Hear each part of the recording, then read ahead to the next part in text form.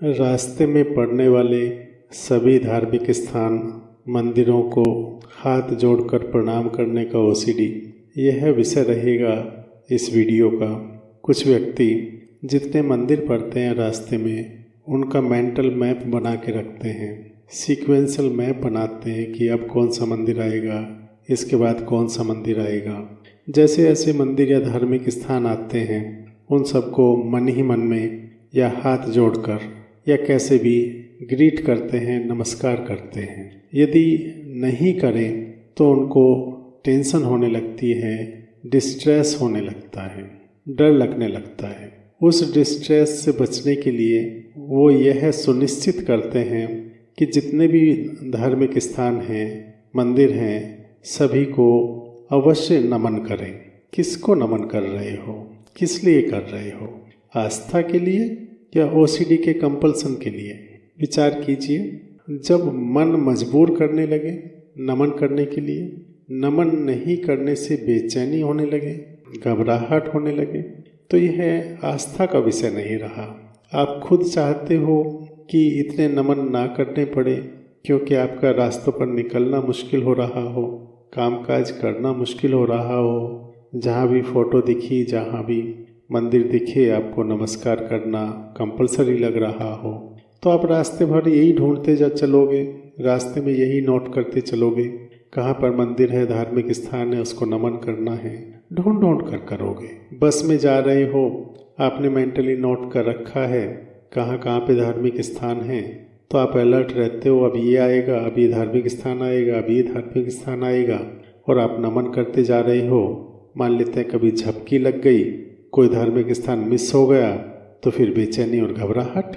तो यह जो पैटर्न है आपका नमन करने का, क्या यह ज़्यादातर लोग करते हैं? क्या ज़्यादातर लोग मेंटली अलर्ट रहते हैं, मेंटली प्लान करते रहते हैं कि यही एक काम है बस धार्मिक स्थानों पर नमन करने का? यदि आप यही करते रहोगे तो फिर अपने दैनिक जीवन के कार्य ठीक से कैसे कर पाओगे? तो उनमें विघ्न होगा, उनमें परेशानी आएगी, आप उनको प्रॉपरली अटेंड नहीं कर पाओगे, आपका एक मन धार्मिक स्थानों में लगा रहेगा। तो आपको पहले तो यही फ़र्क करना है कि यह आपकी आस्था है, यह आपका ओसीडी है। तो जब आप इस पर चिंतन करोगे, मनन करोगे, विश्लेषण करोगे, तो आप यह निष्कर्ष निकालोगे कि यह आपका ओसीडी है। तो जब आप यह निष्कर्ष निकालो कि यह ओसीडी है, एक एबनॉर्मल पैटर्न है, तो फिर इस एबनॉर्मल पैटर्न का क्या आधार है, क्या वजह है, इस पर चिंतन करेंगे। तो इस पर जब चिंतन करेंगे तो एक ही बात निकल के आएगी कि यह सारा का सारा प्रेशर आपके ऊपर, आपके ब्रेन से आ रहा है। ब्रेन का ओसीडी मैकेनिज्म ठीक से काम नहीं कर रहा है, उसमें परेशानी है। ओसीडी ब्रेन मैकेनिज्म परेशानी की वजह से, ठीक फंक्शन नहीं करने की वजह से आपके ऊपर दबाव बनाए हुए हैं, और आपके ऊपर जो नमन का दबाव है, यह उसका आउटवर्ड मैनिफेस्टेशन है, उसका एक सिम्टम है। तो आपको उस ओसीडी मैकेनिज्म को ठीक करना होगा। ओसीडी मैकेनिज्म को ठीक करने के लिए आपको नियमित दवाइयों का सेवन करना होगा, जिसके लिए आप मनोचिकित्सक से परामर्श कर सकते हो। जब आप मेडिसिन लोगे तो ब्रेन की ब्रेन केमिस्ट्री, ओसीडी मैकेनिज्म की केमिस्ट्री ठीक होने लगेगी, उसकी वजह से ब्रेन ठीक से फंक्शन करने लगेगा। जब ठीक से फंक्शन करने लगेगा तो आपके ऊपर नमन करने का दबाव कम हो जाएगा। यदि आप मेडिसिन खा रहे हो, उसके बावजूद भी आपके ऊपर दबाव बना हुआ है, तो फिर आपको मनोवैज्ञानिक से मिलकर मनोवैज्ञानिक चिकित्सा करानी चाहिए। मनोवैज्ञानिक चिकित्सा में आपको ट्रेनिंग लेनी चाहिए कि आप इस नमन करने के दबाव को कैसे कम कर सकते हो। इस दबाव को कम करने के लिए आपको अपनी मनोवृत्ति का विश्लेषण करना होगा।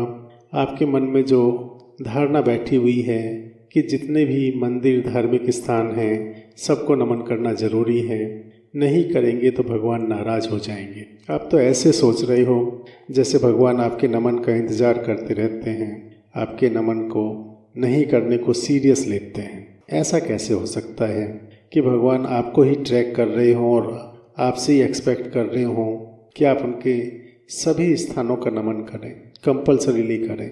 यह एक गलत कंसेप्ट है।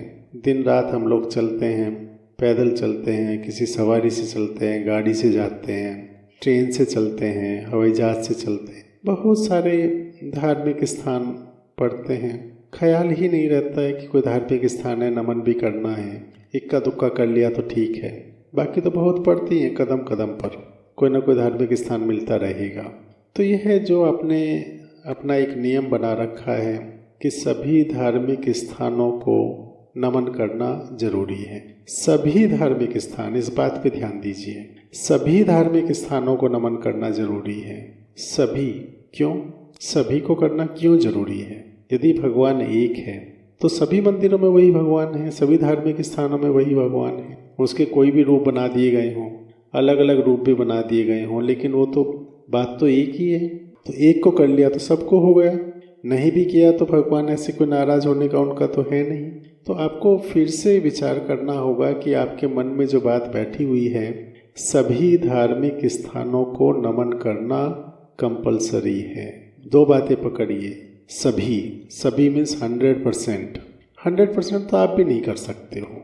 ऐसे बहुत सारे धार्मिक स्थान हैं कि रास्ते में पड़ते हैं और आपको नज़र भी नहीं आते हैं। उनके आगे कोई मकान हो सकता है, कोई दुकान हो सकती है, कुछ हो सकता है, उसके पीछे हो। तो सभी धार्मिक स्थान तो आप भी नहीं कर सकते हो, कोई भी नहीं कर सकता है। और क्यों करें? तो पहले तो सभी वाली बात को पुनर्विचार कीजिए, सभी धार्मिक स्थानों को, सभी को नहीं। दूसरी बात है कंपलसरी है, इस पर पुनर्विचार कीजिए। कंपलसरी है, ये कंपलसरी आपने खुद के लिए बनाया हुआ है या कंपलसरी सभी के लिए है? इस कंपलसरी पे विचार कीजिए, क्यों जरूरी है? क्या आपके लिए ही जरूरी है या सबके लिए जरूरी है? तो जो आपको लग रहा है कि सभी धार्मिक स्थान और कंपलसरी, इन दोनों बातों का विश्लेषण करके इन दोनों शब्दों को हटाइए। सभी कतई नहीं, कंपलसरी कतई नहीं।